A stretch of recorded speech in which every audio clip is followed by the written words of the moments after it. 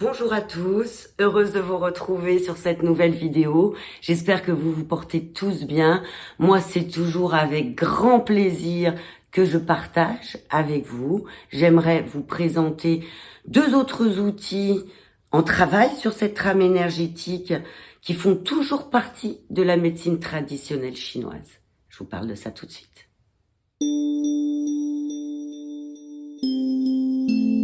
Parmi les 5 branches de la médecine traditionnelle chinoise, qui sont donc la diététique, la pharmacopée, les exercices énergétiques, l'acupuncture, nous trouvons également le massage Tuina, plus communément appelé le massage chinois.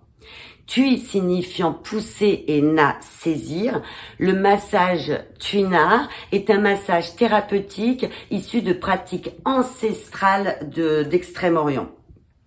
Donc ce massage qui est bien souvent assez dynamique, dû au concept énergétique sur lequel il se repose. Le praticien a une grande variété de pratiques, que ce soit l'enroulement, le pétrissage, le frottement, la vibration, aussi bien la digiponcture.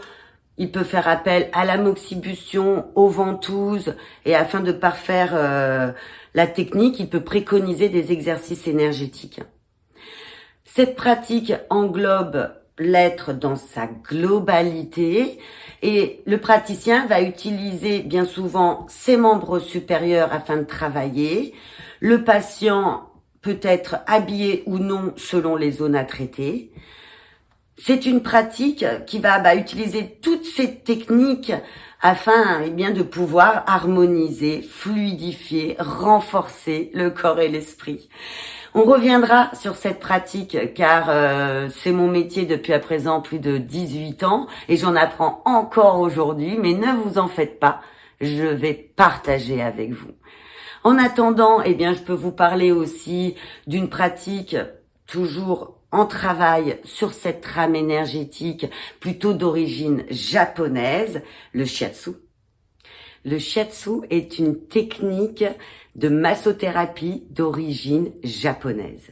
Shi voulant dire extrémité, doigt, atsu voulant dire pression, littéralement pression des doigts. Il existe à l'heure actuelle 2 écoles de pensée principales en shiatsu. Celle de Namikoshi Sensei, qui est très intuitive, où le praticien va utiliser principalement ses doigts et ses paumes, et le Zen Shiatsu de Masunaga Sensei, qui va réintroduire les principes de base de la médecine traditionnelle chinoise, et tout cela au début du XXe siècle. En France, le shiatsu est arrivé dans la fin des années 60. En 1955, le ministère japonais de la Santé reconnaît officiellement le shiatsu comme médecine à part entière. À l'heure actuelle, donc, le shiatsu est inspiré de la médecine traditionnelle chinoise. Il va donc travailler sur cette trame énergétique. Le patient est habillé, ça se pratique bien souvent au sol sur un futon, car au-delà d'utiliser ses mains, ses doigts ou ses coudes, le praticien va également utiliser ses genoux ou ses pieds sur des points appelés des tsubo, qui sont principalement situés sur les méridiens.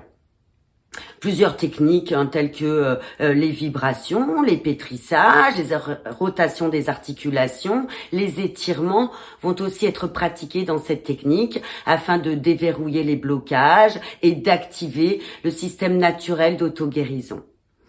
Le shiatsu va donc préconiser la santé de l'être humain dans sa globalité. Toutes les pratiques dont je vous ai déjà parlé vont bien sûr faire appel à un praticien. Mais comme tout est très bien fait, vous allez bien évidemment pouvoir travailler sur cette trame énergétique tout seul. Et oui, et c'est là qu'intervient le Do-in. Do signifiant la voix et in l'énergie. Le Do-in est donc la voix de l'énergie, appelée aussi la douche énergétique.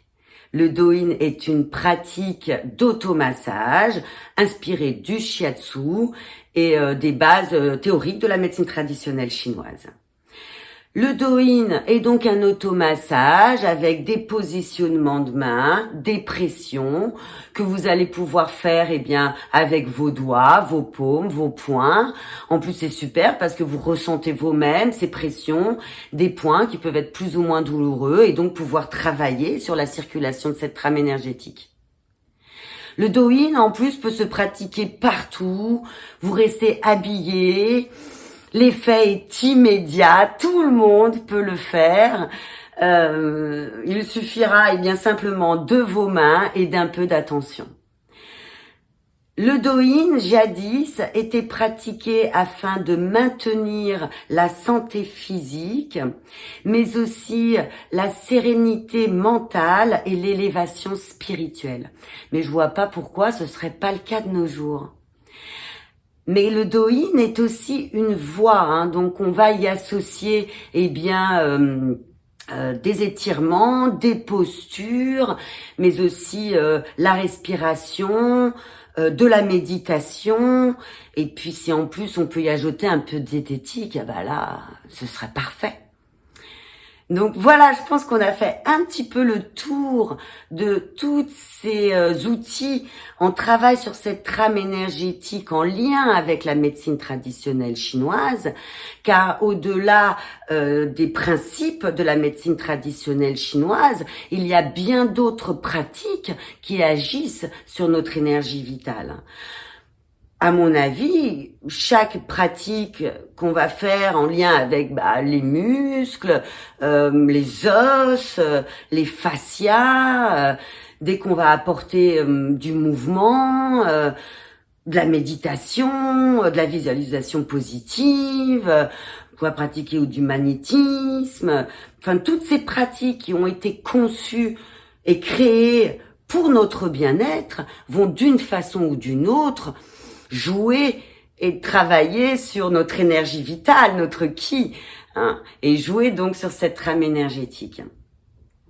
Donc, ce qui va être intéressant, surtout dans tout ça, c'est d'être bien et de se sentir fort ici et maintenant, dans l'instant présent. Je pense que c'est ça le plus important.